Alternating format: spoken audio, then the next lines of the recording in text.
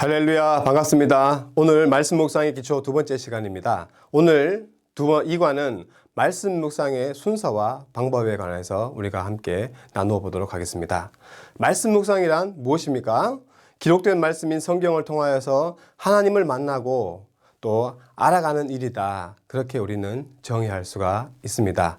이렇게 말씀 묵상, 하나님을 만나고 알아가는 일, 이러한 과정에도 우리가 흐름과 방법이 있다는 사실을 기억해야 합니다. 말씀 묵상의 흐름, 어떠한 방법으로 전개될까요? 여러분들이 보시는 바와 같이 이렇게 6단계로 간단하게 정의할 수가 있습니다.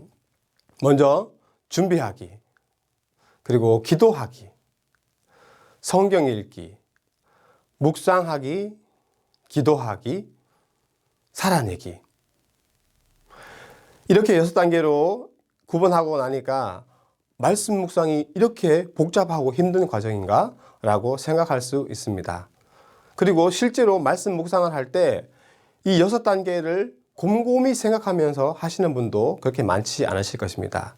왜 그러냐 하면 이 6단계가 실제로 말씀 묵상 과정에서는 하나의 유기적인 관계로서 드러나기 때문에 그렇습니다.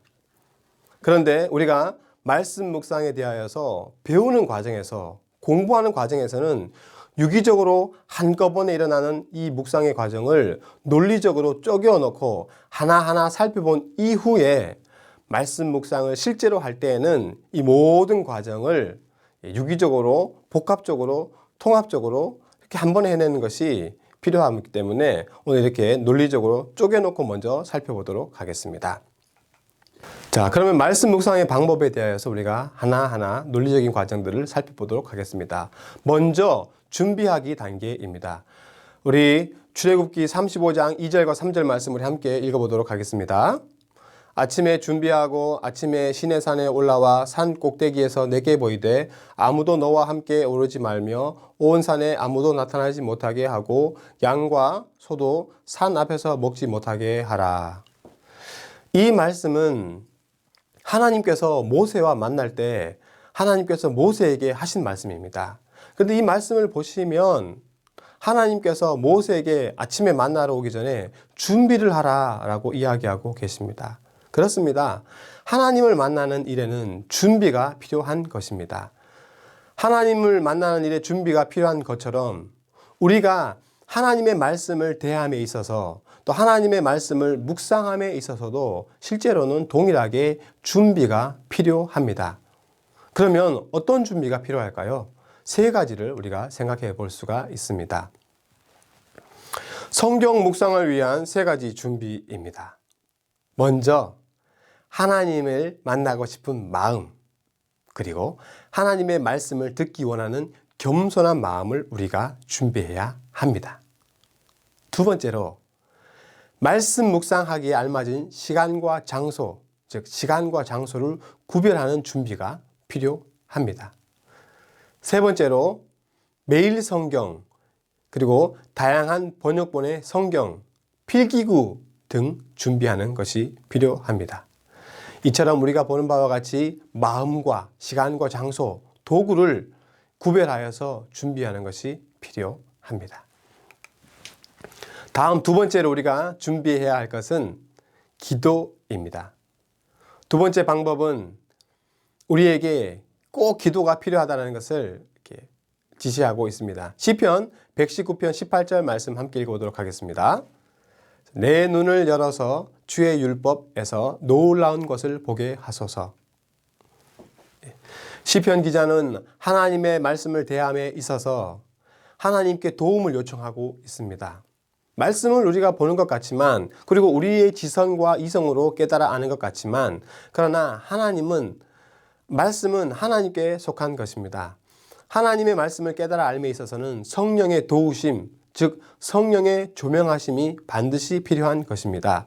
땅에 속한 지혜를 가지고 하늘에 속한 영적인 신령한 지혜를 깨달아 아는 것은 불가능한 것입니다. 그렇기 때문에 하나님의 도움을 간구해야 하는 것입니다. 시편 기자가 내 눈을 열어 주의 법에 기이한 것을 보게 하시옵소서라고 기도했던 것처럼 우리도 하나님 앞에 하나님의 말씀 묵상함에 있어서 하나님의 말씀이 깨달아질 수 있도록, 하나님의 말씀이 우리에게 들려질 수 있도록 기도해야 한다라는 것입니다.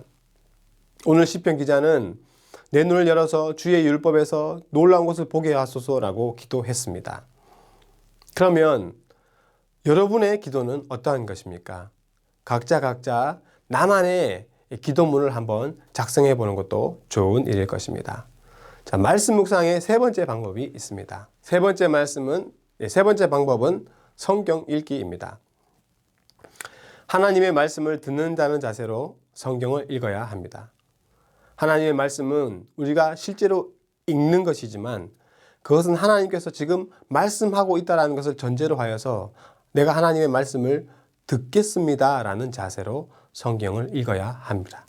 그리고 하나님의 말씀은 천천히 꼼꼼히 반복해서 읽으면서 본문의 내용을 파악해야 합니다. 다시 한번 말씀드립니다. 천천히 꼼꼼히 반복해서 읽으면서 본문의 내용을 파악해야 합니다. 세 번째로 본문의 내용을 요약할 수 있을 때까지 읽어야 합니다. 본문의 내용을 그저 눈으로만 쫓아가는 것이 아니라 본문의 내용이 무엇을 말하고 있는지를 파악을 하고 그리고 그것을 자기의 말로 요약해서 표현할 수 있을 정도로 하나님의 말씀을 읽어야 한다라는 것입니다. 말씀 묵상의 네 번째 방법은 묵상하기, 즉 발견하기 그리고 적용하기입니다. 먼저 발견하기입니다. 발견에는 두 가지 유용한 질문이 있습니다. 하나님이 어떤 분이십니까? 또 하나님이 나에게 주시는 교훈과 기대는 무엇입니까? 이 두 가지 질문은 하나님의 말씀을 묵상하면서 그 하나님의 뜻이 무엇인가를 발견하는데 유용한 질문입니다. 이 두 질문은 그저 만들어낸 것이 아니라 성경에 유래를 하고 있습니다. 사도 바울이 예수님을 만났을 때 사도 바울은 예수님이 궁금했고 예수님이 자신에게 무엇을 하기를 원하는지 궁금했습니다. 그래서 사도행전 22장 8절에 보면 주님 누구십니까? 라고 예수님에 대한 궁금증을 표현합니다. 그리고 나서 22장 10절에 보면 주님 무엇을 하리이까? 예수님께서 자신에게 무엇을 원하시는지 궁금했던 것을 이렇게 두 가지 질문으로 표현했습니다. 우리가 말씀 묵상을 할 때 그 말씀 묵상에서 던져야 되는 질문도 동일한 것입니다. 하나님이 어떤 분이십니까? 하나님께서 나에게 주시는 교훈이 무엇이고 저에게 원하는 것이 무엇입니까? 라고 물어보아야 한다는 것입니다. 이렇게 두 가지를 발견하고 나면 적용을 할 수가 있습니다. 이 두 질문에 우리가 동일하게 적용을 해야 합니다. 하나님을 찾았다면 하나님께 반응을 해야 합니다. 하나님이 어떤 분이신가를 묵상하게 되면 그분에게 우리의 고백과 감사와 회개와 간구와 결단을 올려드려야 할 것입니다. 또 하나님이 우리에게 무엇을 원하시는가를 찾았다면 삶에 적용해야 합니다.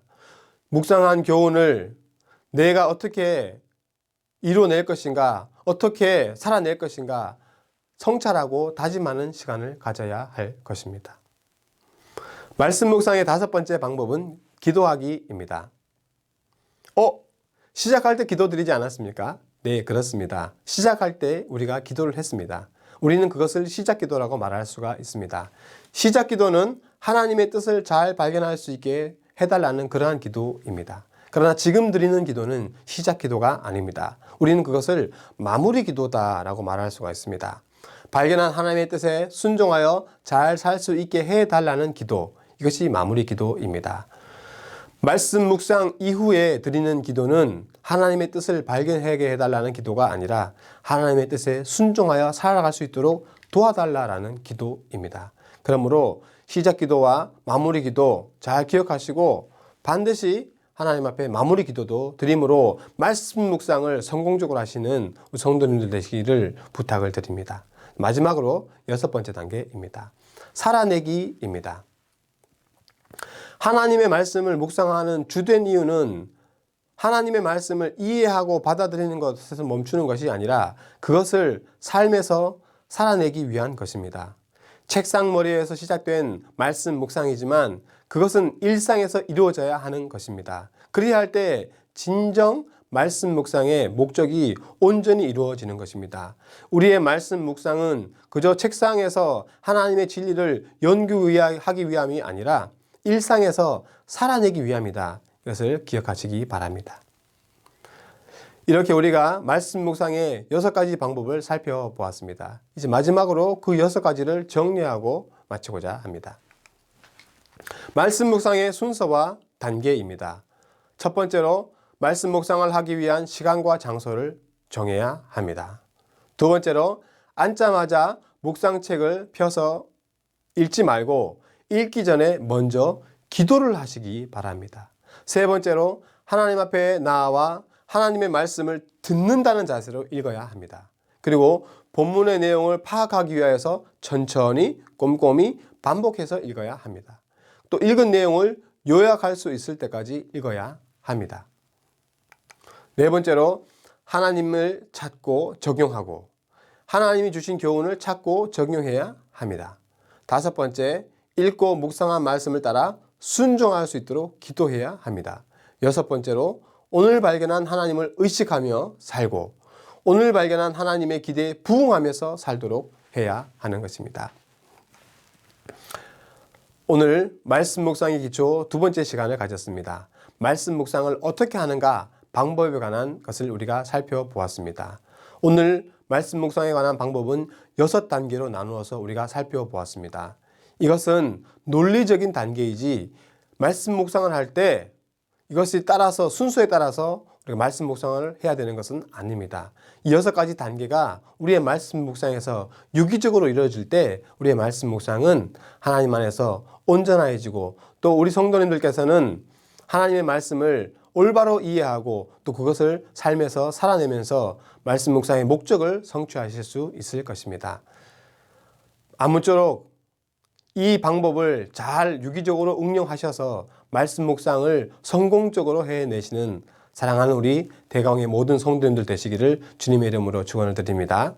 감사합니다.